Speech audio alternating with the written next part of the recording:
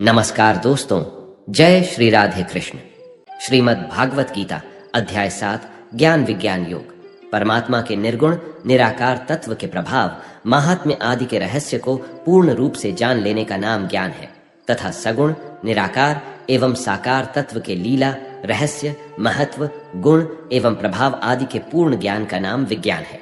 इस अध्याय के पहले श्लोक में श्री भगवान कहते हैं कि हे अर्जुन, अब उसको सुन जिससे तू योग का अभ्यास करते हुए मुझ में अनन्य भाव से मन को स्थित करके और मेरी शरण होकर संपूर्णता से मुझको बिना किसी संशय के जान सकेगा। अब मैं तेरे लिए उस परम ज्ञान को अनुभव सहित कहूंगा जिसको पूर्ण रूप से जानने के बाद भविष्य में इस संसार में तेरे लिए अन्य कुछ भी जानने योग्य शेष नहीं रहेगा। हे अर्जुन, हजारों मनुष्यों में से कोई एक मेरी प्राप्ति के लिए प्रयत्न करता है और उन प्रयत्न करने वालों में भी कोई एक ही होता है जो मुझे यथार्थ रूप से जान पाता है। पृथ्वी, जल, अग्नि, वायु, आकाश, मन, बुद्धि और अहंकार ऐसे ही 8 प्रकार के भेदों वाली तो मेरी जड़ स्वरूप अपरा प्रकृति है। हे अर्जुन, परंतु इस जड़ स्वरूप अपरा प्रकृति के अतिरिक्त अन्य चेतन दिव्य स्वरूप परा प्रकृति को जानने का प्रयत्न कर, जिसके द्वारा जीव रूप से संसार का भोग किया जाता है। यहां अपरा प्रकृति का अर्थ माया है। ये पृथ्वी, जल, अग्नि, वायु, आकाश, मन, बुद्धि और अहंकार ये सब माया ही तो है और पारा प्रकृति का अर्थ यहां आत्मा से है। हे अर्जुन, तू मेरी इन जड़ तथा चेतन प्रकृति को ही सभी प्राणियों के जन्म का कारण समझ और मैं ही इस संपूर्ण जगत की उत्पत्ति तथा प्रलय का मूल कारण हूं। हे धनंजय, मेरे अतिरिक्त अन्य कुछ भी नहीं है।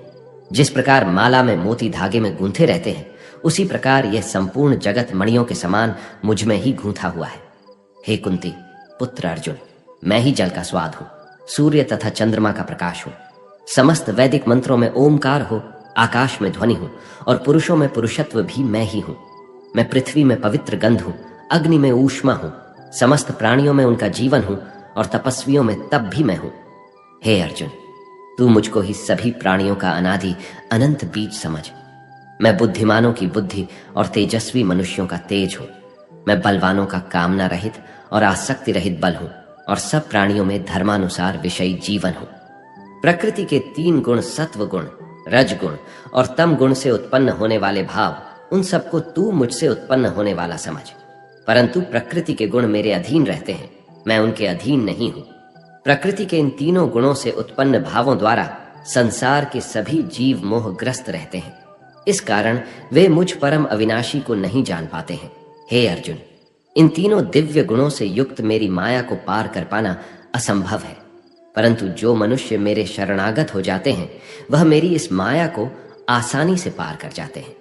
मनुष्यों में अधर्मी और दुष्ट स्वभाव वाले मूर्ख लोग मेरी शरण ग्रहण नहीं करते हैं। ऐसे नास्तिक स्वभाव धारण करने वालों का ज्ञान मेरी माया द्वारा हर लिया जाता है। हे भरत श्रेष्ठ अर्जुन, उत्तम कर्म करने वाले अर्थात दुख से निवृत्ति चाहने वाले, अर्थार्थी अर्थात धन संपदा चाहने वाले, जिज्ञासु अर्थात केवल मुझे जानने की इच्छा वाले और ज्ञानी अर्थात मुझे ज्ञान सहित जानने वाले, ऐसे 4 प्रकार के भक्त मेरा स्मरण करते हैं। इनमें से वह ज्ञानी सर्वश्रेष्ठ है जो सदैव अनन्य भाव से मेरी शुद्ध भक्ति में स्थित रहता है, क्योंकि ऐसे ज्ञानी भक्त को मैं अत्यंत प्रिय होता हूं और वह मुझे अत्यंत प्रिय होता है। यद्यपि यह 4 प्रकार के भक्त उदार हृदय वाले हैं, परंतु मेरे मत के अनुसार ज्ञानी भक्त तो साक्षात मेरा ही स्वरूप होता है, क्योंकि वह स्थिर मन बुद्धि वाला ज्ञानी भक्त मुझे अपना सर्वोच्च लक्ष्य जानकर मुझ में ही स्थित रहता है। अनेकों जन्मों के बाद अपने अंतिम जन्म में ज्ञानी मेरी शरण ग्रहण करता है। उसके लिए सभी के हृदय में स्थित सब कुछ मैं ही होता हूं। ऐसा महात्मा अत्यंत दुर्लभ होता है। जिन मनुष्यों का ज्ञान सांसारिक कामनाओं के द्वारा नष्ट हो चुका है, वे लोग अपने अपने स्वभाव के अनुसार पूर्व जन्मों के अर्जित संस्कारों के कारण प्रकृति के नियमों के वश में होकर अन्य देवी देवताओं की शरण में जाते हैं। मनुष्य अपनी श्रद्धा के अनुसार जिस भी देवी देवताओं का पूजन करते हैं, मैं उसकी श्रद्धा को उन्हीं देवी देवताओं के प्रति स्थिर कर देता हूं। वह भक्त सांसारिक सुख की कामनाओं से श्रद्धा से युक्त होकर उन देवी देवताओं की पूजा आराधना करते हैं और उसकी वह कामनाएं पूर्ण भी होती हैं, किंतु वास्तव में यह सभी इच्छाएं मेरे द्वारा ही पूरी की जाती हैं। परंतु उन अल्प बुद्धि वालों को प्राप्त हुआ फल क्षणिक होता है और भोगने के बाद समाप्त हो जाता है। देवताओं को पूजने वाले देवलोक को प्राप्त होते हैं, किंतु मेरे भक्त मेरे परम धाम को ही प्राप्त होते हैं। बुद्धिहीन मनुष्य मुझ अप्रकट परमात्मा को मनुष्य की तरह जन्म लेने वाला समझते हैं, इसलिए वह मेरे सर्वश्रेष्ठ अविनाशी स्वरूप के परम प्रभाव को नहीं समझ पाते हैं। मैं सभी के लिए प्रकट नहीं हूं, क्योंकि मैं अपनी योग माया द्वारा आच्छादित रहता हूं। इसलिए ये मूर्ख मनुष्य मुझ अविनाशी परमात्मा को नहीं समझ पाते हैं।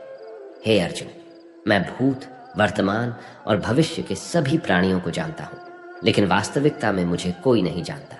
हे भरतवंशी, संसार में सभी प्राणी इच्छा, द्वेष आदि द्वंद्वों से उत्पन्न मोह के कारण जन्म लेकर पुनः मोह को प्राप्त होते हैं।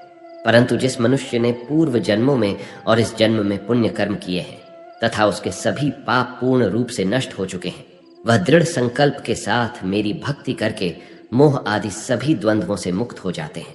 जो मनुष्य मेरी शरण होकर वृद्धावस्था और मृत्यु से मुक्ति पाने की इच्छा करता है, ऐसे मनुष्य उस ब्रह्मा को, परमात्मा को और उसके सभी कर्मों को पूरी तरह से जानते हैं।